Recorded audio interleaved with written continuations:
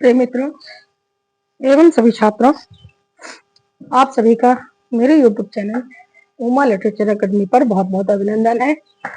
और आज हम पढ़ेंगे इतिहास में पूर्वाग्रह कौन कौन से होते हैं, कौन कौन से पूर्वाग्रह होते हैं जो इतिहास लेखन में बाधा डालते हैं। तो इसमें कुछ पॉइंट्स हैं: तिथियां, पाठ्यपुस्तकें, राजनीतिक प्रचार, काल विभाजन, असंतुलन, सत्य का निरूपण, संकुचित मनोवृत्ति, राष्ट्रीयता, दलगत भावना और संयम। इन पॉइंट्स के अंतर्गत हम इतिहास में पूर्वाग्रह का अध्ययन करेंगे। पूर्वाग्रह का मतलब है कि पहले से ही कोई धारणा बना ली जाए, उसके बाद इतिहास लिखा जाए। समय, तत्कालीन समय या घटना के संबंध में या अपने समय के संबंध में कि किस टाइम की कौन सी रिक्वायरमेंट है, कौन सी जरूरत है और व्यक्ति को क्या कहना चाहिए, क्या नहीं कहना चाहिए, ये सब इतिहासकार के भी मन में आ जाता है। और राजनीतिक आर्थिक हलचलों के कारण तो इतिहास में पूर्वाग्रह तो अवश्य ही संभव हो जाते हैं। तो इनमें हम पहले तिथियों को देखते हैं। तिथियों का पूर्वाग्रह क्या है? जब अधिकतर इतिहास में तारीखों को सर्वाधिक महत्व दिया जाता है, ऐसा माना जाता है कि तिथियां तो गलत हो ही नहीं सकती, ठीक है, परंतु यह भी सही नहीं है। इसका कारण हमारे जो पंचांग की जो धारणा है वह कहती है कि ईसा का जन्म अगस्टस, रोम के शासक अगस्टस के शासनकाल के 31वें वर्ष में हुआ था, जो कि सही नहीं है। संपूर्ण पश्चिमी यूरोप में तारीख और सन की गणना करने में 3 से 8 वर्ष की भूलें अवश्य ही मौजूद रहती हैं। अब धार्मिक दुराग्रह की बात सोचें तो प्रश्न उठता है कि संपूर्ण संसार में ईसाई संवत का ही प्रचलन क्यों मान्य है? क्या इसीलिए ही सारी दुनिया पर यूरोपीय सभ्यता का प्रभाव रहता है? परंतु इससे श्रेष्ठ और कोई संवत गणना पद्धति का नितांत अभाव है। अच्छा, इसके लिए कुछ उदाहरण देख लेते हैं। जैसे कि अपने ओलंपिक खेलों के समय से प्रारंभ होने वाली यूनानी गणना पद्धति और रोम नगर की स्थापना से किसी गिनी जाने वाली रोमन काल सारणी और रोम नगर की स्थापना से ये भी संदिग्ध है। इस्लाम जगत की गणना 622 ईस्वी में मोहम्मद की हिजरी से करते हैं। इसमें चंद्रमास के आधार पर वर्ष की गणना की असुविधा सामने आ जाती है, जो हर प्रकार के प्रयत्न से भी दूर नहीं होती है, क्योंकि हम सौर मास के कैलेंडर, जो ग्रेगोरियन कैलेंडर है वो सौर मास से चलता है और हिजरी सन चंद्र मास से चलता है। तो भारत में भी लगभग 1 दर्जन इसी तरह विभिन्न संवत की गणना पद्धतियां प्राचीन काल से ही प्रचलित रही हैं। अतः अन्य गणना पद्धतियों की तुलना में ईसाई संवत की जो गलती है वो भी नगण्य मानी जाती है, नगण्य ठहरती है और इसीलिए इसे प्रामाणिक माना गया है। जो इतिहासकार इसकी उपेक्षा करता है वह पूर्वाग्रह से ग्रसित माना जाता है। ठीक है, तो ये हुआ कि तिथियां भी अलग अलग देशों में गणना पद्धतियां अलग अलग हैं, पर सर्वमान्य रूप से हमने ईसा के जन्म के समय से ही उस तिथि को मान लिया, उसी के अनुसार इतिहास की तिथियां भी निकाली जाती हैं। दूसरी आती है पाठ्य पुस्तकें। अब पाठ्य पुस्तकों में कौन से पूर्वाग्रह देख लेते हैं। जो टेक्स्ट बुक होती है बच्चों को पढ़ने के लिए, व्यापक दृष्टिकोण के जो गिब्बन या टैनबी जैसे या मैकाले जैसे मान्य लेखकों में भी यह पूर्वाग्रह स्पष्ट दिखाई पड़ता है। जैसे कि स्कूल पाठ्य पुस्तकें आकार में सबसे छोटी होने के कारण सर्वाधिक पक्षपातपूर्ण प्रभाव डालने वाली होती हैं। इतिहास के शास्त्रीय ग्रंथ भी पूर्वाग्रह से युक्त होते हैं। वस्तुतः कुछ तथ्यों को छोड़े बिना इतिहास लिखना संभव ही नहीं है। इतिहास के रूप में हमें जो कुछ पढ़ने को मिलता है, यद्यपि तथ्यों पर ही आधारित होता है वह, तथापि फिर भी सही माने में तथ्यपूर्ण विवरण न होकर परंपरागत स्वीकृत विवेचनों की ही श्रृंखला मात्र होता है इतिहास। तीसरा आता है राजनीतिक प्रचार, पॉलिटिकल प्रोपेगेंडा। राजनीतिक प्रचार के लिए इतिहास मनमाने ढंग से तोड़ा मरोड़ा जाता रहा है। रोमन साम्राज्य की पतन से लेकर छोटे अंग्रेज बच्चे तक इतिहास की प्रत्येक पुस्तक एक विशेष तथ्य प्रतिपादित करती है जो जानबूझकर पूर्वाग्रह युक्त होता है। गिब्बन ने बड़ी चतुराई से ईसाई धर्म का खूब मजाक उड़ाया है, परंतु छोटे अंग्रेज बच्चों को उपयुक्त बनाने के लिए उसे लीपा पोता भी गया है। ये दोनों पुस्तकें अभी तक प्रचलित हैं और नाजी, फांसी और कम्युनिस्ट लोगों ने इन पुस्तकों को मनमाने ढंग से गढ़ा है। उनकी रचनाओं में पूर्वाग्रह की भरमार मिलती है। ब्रिटेन और अमेरिका में न जाने कितनी प्रारंभिक और उच्च कोटि की पुस्तकें जनसत्तात्मक प्रणाली में ईमानदारी से विश्वास करने वाले वहां के लोगों ने लिखी हैं, जिन्होंने संसदीय पद्धति के गुणों का बखान करना अपना पवित्र कर्तव्य समझा है। इसी तरह सोवियत संघ में साम्यवाद के प्रति घोर आस्था रखने के लिए कहा जाता है। जब तक प्रत्येक राष्ट्र अपने आवरण कवच से बाहर निकलकर देखने का ठोस प्रयत्न नहीं करता, तब तक हमारे इतिहास की पुस्तकों में परंपरागत गलतियों और असंतुलित मूल्यांकन की संभावनाएं बनी रहेंगी और पूर्व जन्म ग्रह का जन्म इन्हीं परिस्थितियों में होता है। चौथा आता है काल विभाजन। पश्चिमी यूरोप में देखिए 3 सुस्थिर काल निर्धारण किए गए हैं, प्राचीन, मध्यकालीन और आधुनिक काल। हम लोग इतिहास के इन्हीं 3 कालों में इतिहास को पढ़ते हैं। प्राचीन काल की सीमा रोमन साम्राज्य के अंतर्गत 476 ईस्वी तक मानी जाती है। आधुनिक काल जो है वो पुनर्जागरण या रिनेसा का काल के समय से प्रारंभ होता है और मध्यकाल इन दोनों के बीच का समय है। विश्व इतिहास की बात कर रहे हैं, परंतु आधुनिक काल की परिधि 17वीं शताब्दी से और आगे की सकती चली जाती है। अतः यह नामकरण दिन प्रतिदिन निरर्थक होता जा रहा है। कम्युनिस्ट यूरोप में इतिहास का विभाजन 3 के बजाय 2 कालों में ही करने की प्रथा चल पड़ी है। इन दोनों कालों की विभाजन रेखा उन्होंने इंग्लैंड के गृह युद्ध को ठहराया है। कारण यह है कि युद्ध के परिणाम स्वरूप शासन सत्ता कुलीनों के हाथ से निकलकर मध्य वर्ग के हाथ में चली जाती है और कम्युनिस्ट दृष्टिकोण से यही इतिहास का मध्य युग है। यह पूर्वाग्रह नहीं तो और क्या है।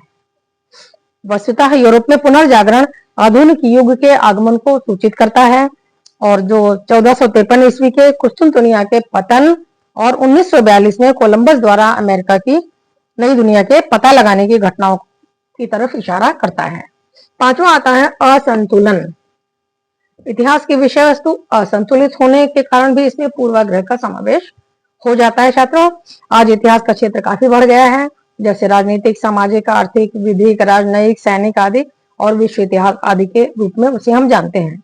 इतिहास के उच्च और खोजपूर्ण ग्रंथों में बाइजेंटीन साम्राज्य, पोलैंड और तुर्की के बारे में बहुत कम उल्लेख मिलते हैं। पश्चिम की तुलना में पूर्व के इतिहास की आधारभूत सामग्री ही उपलब्ध नहीं है और यह तब तक प्राप्त नहीं हो सकती जब तक कई पीढ़ियों तक धैर्यपूर्वक अनुसंधान और अध्ययन न किया जाए। इसका कारण है कि जो कुछ भी लिखा गया है वह असंतुलित है, असंतुलित है। हमारे इतिहास की परंपरागत प्रणाली में केवल स्थान संबंधी गलतियां ही नहीं है, वरन वे विषय संबंधी और बौद्धिक त्रुटियां भी हैं। इतिहास की उदार व्याख्या में संसदीय पद्धति को मानव का एकमात्र ठेकेदार मानने का पूर्वाग्रह रहता है कि लोकतंत्र में ही व्यक्ति सुखी रह सकता है, राजतंत्र में नहीं रह सकता है। ये भी एक प्रकार का पूर्वाग्रह है। इतिहासकार की कट्टरपंथी व्याख्या भी है, जिसमें साम्राज्यवादी पक्ष का समर्थन रहता है कि राजा महाराजा ज्यादा प्रजा को अच्छा सुखी रखते थे। साम्राज्यवादी इसी चिंता में डूबा रहता है, जैसे कि डिज़रायली, सीले, किपलिंग और क्लेयर आदि की कृतियों में मिलता है कि अश्वेत जातियों में अर्थात काली जातियों में अयोग्यता की ऐतिहासिक परंपरा चली आई है। उनसे श्रेष्ठ होने के नाते जो गोरे हैं, श्वेत जातियां हैं, उनको उनके उद्धार और सुधार का बोझ ढोना पड़ रहा है, परंतु संसार की अधिकांश जातियां तो अश्वेत ही हैं, काली ही हैं। रंग और जाति के अतिरिक्त धर्म का प्रश्न भी यहाँ पर महत्वपूर्ण हो जाता है। संसार में अनेक धर्म हैं, जिसमें 4 या 5 महत्वपूर्ण हैं। इनमें से केवल एक ही धर्म का प्रचार पश्चिम की तरफ हुआ और उसने संपूर्ण यूरोप को ईसाई बना दिया। प्रारंभिक और उच्च कोटि की भी इतिहास की पाठ्यपुस्तकों में ईसाई गिरजाघरों, पोपघरों, मठों आदि का विवरण मिलता है, परंतु किसी भी अन्य धर्म की उत्पत्ति, संगठन या उनके उपदेशों के संबंध में कोई जानकारी पश्चिम के ग्रंथों में नहीं मिलती। तो अब आता है 6वां, सत्य का निरूपण। यह संतुलन हुआ। अब सत्य का निरूपण, इंपॉर्टेंट ऑफ ट्रुथ। सत्य कहा गया है कि स्वयं ही एक छलना है, छलावा है और वह हमारी पकड़ से बाहर है। इतना आसान नहीं है सत्य को पकड़ना। शोध के आधार पर निरूपित सत्य का समावेश पाठ्यपुस्तकों में नहीं हो पाता है। फिर अधिकतर एक शोध के बाद दूसरा शोध पहले से ठीक विपरीत तथ्य का निरूपण कर देता है। उसी विषय पर 2 शोध होते हैं एक ही विषय पर और दोनों अलग अलग तथ्यों का निरूपण कर देते हैं।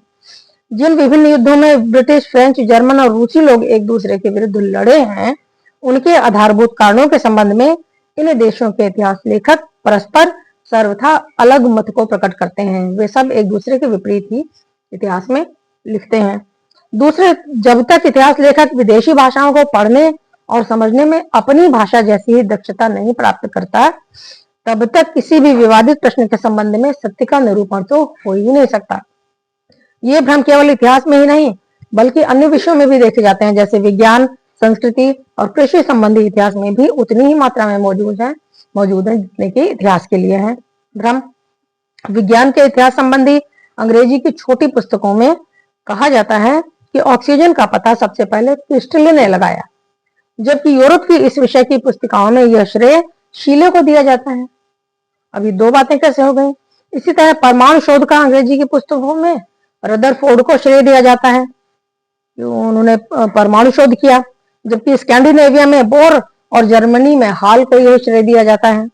इसी तरह वाटरलू के युद्ध का श्रेय वेलिंगटन को अत्यधिक और ब्लूखर को बहुत कम महत्व दिया जाता है। किसी पूर्व ग्रह से बचने के लिए टैनबी नामक लेखक, जो मूर्धन्य और महान इतिहासकार हैं विश्व इतिहास में, उन्होंने कहा है कि हमें अपने में मानसिक या आध्यात्मिक चेतना विकसित करनी होगी, जिससे वह अंग्रेज, फ्रेंच, जर्मन और अमेरिकी भावना या मतलब देशगत जो राष्ट्रीय भावना थी उसके बंधनों को तोड़े और उससे मुक्त होकर तब जाकर कहीं सत्य का निरूपण करे, यानी मानव मात्र का इतिहास लिखे, न कि किसी देश के विशेष को लेकर। अब सातवां आता है संकुचित मनोवृत्ति। संकुचित मनोवृत्ति अर्थात नैरो माइंडनेस। हमारी संकुचित मनोवृत्ति पूर्वाग्रह को जन्म देती है। हम घिसी पिटी मान्यताओं को दोहराते रहते हैं। हम देशी, अश्वेत या निग्रो जैसे विशेषणों का भी प्रयोग करके अपनी घृणा या भाव व्यक्त करते हैं। ब्रिटेन में डेमोक्रेसी शब्द का भाव श्रेष्ठता के तत्वों से युक्त है, परंतु और देशों में यह अयोग्यता का भाव व्यक्त करता है। कला के क्षेत्र में हेलेनिक शब्द श्रेष्ठता की भावनाओं को व्यक्त करता है, तो वहीं हेलेनिस्टिक शब्द हीनता का भाव व्यक्त करने वाला है। इतिहास शिक्षित बनाने वाला एक माध्यम है। आज के बच्चों को ऐसी दुनिया में जीवन बिताना है जिसमें इंग्लैंड का महत्व पहले से कहीं घटा हुआ होगा तथा अमेरिका, रूस, भारत और चीन का पहले से कहीं बढ़ा हुआ होगा। थियोडोर रूजवेल्ट ने कहा था कि अमेरिका की खोज के साथ ही भूमध्य सागर के युग का अंत हो गया है। इस समय अटलांटिक युग विकास की चरम अवस्था पर है और शीघ्र ही जल्दी ही उसके अपने साधन समाप्त हो जाएंगे और प्रशांत युग का उदय अभी प्रारंभ ही हुआ है और यह अवश्यंभावी है कि यह युग सबसे महान सिद्ध होगा। तो यहाँ पर हमने देखा कि संकुचित मनोवृत्ति रखने से भी पूर्वाग्रह इतिहास में मौजूद रहते हैं। अब आठवां आता है नंबर राष्ट्रीयता का। जो नेशनलिज्म है, राष्ट्रीयता की भावना भी पूर्वाग्रह को जन्म दे देती है। कभी कभी तो यह अंधी राजभक्ति का रूप भी धारण कर लेती है, जैसे ऐतिहासिक तथ्यों में तोड़ मरोड़ आ जाता है। हम राष्ट्रीयता की भावना से ओतप्रोत होकर साम्राज्यवाद की निंदा करने लग जाते हैं, पर यह भूल जाते हैं कि साम्राज्यवाद ही राष्ट्रवाद का जन्मदाता है। आज एशिया, अफ्रीका के अनेक देश साम्राज्यवाद के चंगुल से छूटकर मुक्त हो रहे हैं और नए ढंग से अपने देश का इतिहास लिख रहे हैं। यहाँ राष्ट्रीयता को अत्यधिक महत्व दिया जाता है। साम्यवाद का दृष्टिकोण निश्चय ही अंतरराष्ट्रीयता का है, फिर भी रूस में राष्ट्रीयता की भावना को बहुत अधिक महत्व प्राप्त है। इसी तरह सदियों से गुलाम भारत जब 1947 ईस्वी में आजाद हुआ तो वहां स्वतंत्रता संग्राम का इतिहास एक नए सिरे से लिखा गया। भारतीय स्वतंत्रता संग्राम की प्रत्येक पुस्तक में ब्रिटिश उपनिवेशवाद की निंदा की गई है। ऐसी कृतियों में राष्ट्रवादी इतिहासकारों की पूर्वाग्रह की उपेक्षा नहीं की जा सकती, अर्थात इसमें भी पूर्वाग्रह मौजूद रहता है। और नंबर 9 पर आती है दलगत भावना। पार्टी स्पिरिट जो होती है इसको कहते हैं। दलगत भावना राष्ट्रीयता से अधिक जहरीली होती है। जब कोई सरकारी या दरबारी इतिहासकार अपने दल का नेता या अपने आश्रयदाता का इतिहास लिखता है तो वह केवल उसी की प्रशंसा का पुल बांधता है, सत्य तो उससे कहीं दूर चला जाता है। यही कारण है कि हर्षण कृत समुद्रगुप्त की दिग्विजय की प्रयाग प्रशस्ति, बाण भट्ट द्वारा रचित हर्षचरित, चंद बरदाई कृत पृथ्वीराज रासो, अबुल फजल की आईन अकबरनामा 100% ऐतिहासिकता पर, इनकी 100% ऐतिहासिकता पर आजकल के इतिहासकार संदेह प्रकट करने लगे हैं। वस्तुतः इतिहासकार भी सिद्धांततः मोर्चे पर काम करने वाला एक श्रमिक या मजदूर जैसा ही होता है और ऐतिहासिक समस्याओं का मूल्यांकन करने में मुख्यतः दल की दृष्टि या अपने आश्रयदाता की दृष्टि से वह इतिहास को देखता है। संसार के प्राचीन इतिहास के संबंध में विद्यार्थियों का ध्यान दास्यता के प्रश्न पर केंद्रित होता है। मध्य युग के संबंध में सबसे महत्वपूर्ण इतिहास सामंतवाद का है विषय महत्वपूर्ण विषय सामंतवाद होता है और आधुनिक इतिहास का सबसे महत्वपूर्ण विषय साम्यवाद है। कम्युनिस्टों की शब्दावली में प्रगतिशील का अर्थ कम्युनिस्ट और प्रतिक्रियावादी का अर्थ पूंजीवादी है, अर्थात साम्यवादी या कम्युनिस्ट जो है वही प्रगतिशील है। अगर कोई प्रतिक्रिया करता है, विरोध करता है, तो वह पूंजीवादी कहा जाता है। इसके विपरीत पूंजीवादी देशों में पूंजीवाद की दुहाई दी जाती है। ऐसी स्थिति में इतिहास में पूर्वाग्रह का समावेश अवश्य भावी हो जाता है।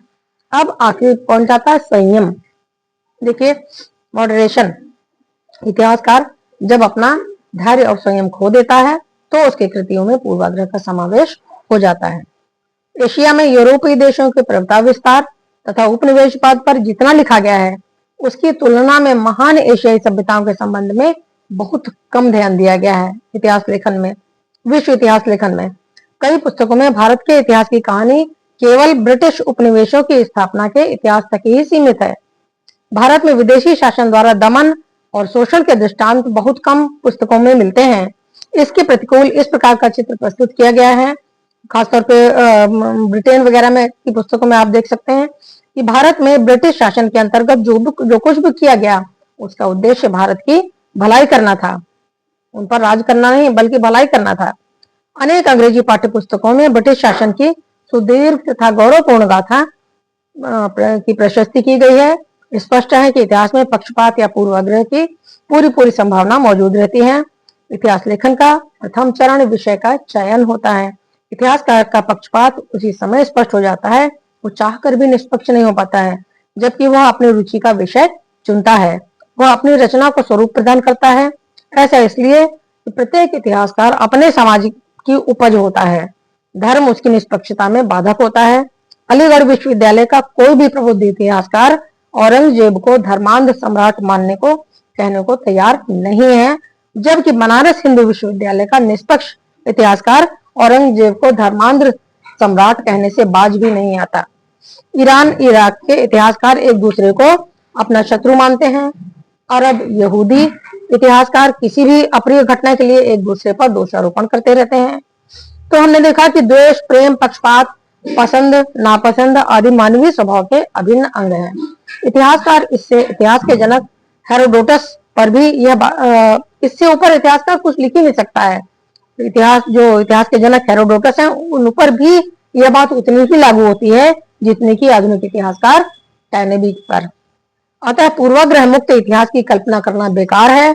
यह इसलिए कि इतिहास रसायन और भौतिक शास्त्र की तरह कोई विज्ञान नहीं है, बल्कि समाज विज्ञान, अर्थशास्त्र, मनोविज्ञान की तरह यह एक सामाजिक विज्ञान है। यह एक समाज वैज्ञानिक की भांति इतिहासकार सामाजिक कृतियों विकृतियों को अपनी दृष्टि से देखता है। अतः इतिहास में पूर्वाग्रह की अनेक संभावनाएं सदैव ही बनी रहती हैं, इससे इतिहासकार छूट नहीं सकता। तो आशा है आज का ये चैप्टर आपको बहुत पसंद आया होगा। इतिहास में पूर्वाग्रह आपको समझ में आ गया होगा छात्रों। तो कृपया इसे अवश्य देखिए, लाइक करिए, सब्सक्राइब करिए और मुझे इससे प्रोत्साहन मिलता है। मैं आपके लिए अच्छे वीडियो बनाती रहती हूँ जो आपके सिलेबस से रिलेटेड होते हैं, कोर्स से रिलेटेड होते हैं, आपको परीक्षा में काफी सहायता करते हैं। आपको अगर पुस्तकें कहीं से नहीं भी मिल पाती हैं लाइब्रेरी वगैरह में, या आप रोज पढ़ने कॉलेज नहीं जा पाते हैं, तब भी आपको इससे इन वीडियो से पूरी हेल्प मिल जाती है। बहुत बहुत धन्यवाद।